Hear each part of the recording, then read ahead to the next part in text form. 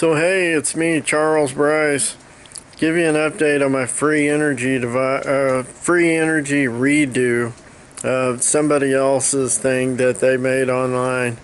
So anyway, I guess the electric motor, I think the mailman threw it in the mail van and then busted the magnet in this thing because the anyway, when I pulled it apart, you have this part here is the rotor, and I was able to check this out, which is good. So this is the electric motor, which is what I like working with. I like working with electronic stuff and electrical stuff more than anything. I hate working on cars. It's just not much fun. Anyway, this is see, it's brand new right there. It's a brand new motor. This is 4 brushes. So these were all out of the thing whenever I pulled this apart out of here because it was catching on stuff. I went to turn it in the motor and it was catching up and grinding, crunchy, sounded horrible. So when I pulled this armature out of here, all the brushes just kind of came out of these little brass keepers that they're in, and the springs were all out. So I spent a whole hour. See that? See the toothpicks? So this is a toothpick here. This is a toothpick here. A toothpick here. That's obviously a toothpick, and a toothpick here, and a toothpick here. Each one of these toothpicks are holding in each one of these little contacts. So I like the way this one fit on it. This one's flat. So I'm going to have to get 3 more of these and push them back to here. Another thing that I can do is get a string and glue it out here, run it in here. There's a little channel that runs down the side of it, and just run the string over the top and then back down the side and tape it or glue it out here with super glue.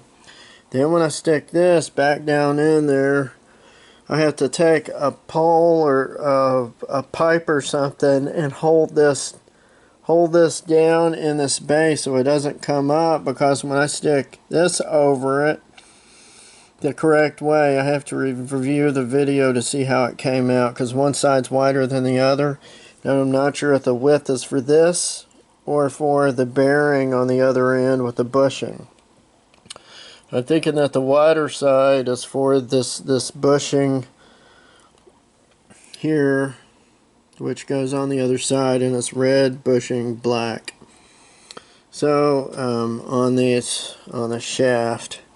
So I gotta put these 3 more toothpicks like this one to hold those out of the way. Push this down in here. Put a pipe over this to hold it down when I slide this down over it, so it doesn't jump up into this doesn't jump out of this.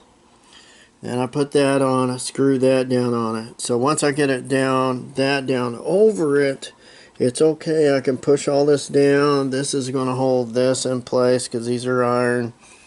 And then I can slide this down once I get those 3 back on properly on top, and then I can use these 4 screws and clean the magnets off those beforehand, all that, and then stick them in these little 4 holes. Hopefully it works. I used some super glue. Some of it ran out, but I covered all the cracked magnet with super glue, and hopefully that holds it. See, it busted whenever he threw it in the mail van. He busted. I don't know how else it could have gotten busted. I know it came all the way from China, but I'm hoping that it's still enough to be able to stand up to it. Hopefully it'll survive. It'll work. If not, I'll just order another one. It's only like 20 bucks. But anyway, that's what I'm going through to put this back together, because somebody threw it in a mail van.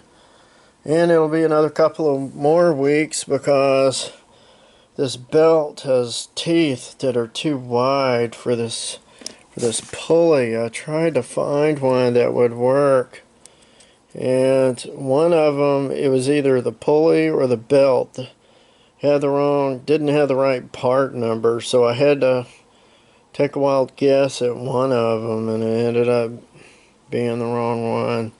So I got to figure out what to do about that. So this will be several weeks in the making. So anyway, there you have it.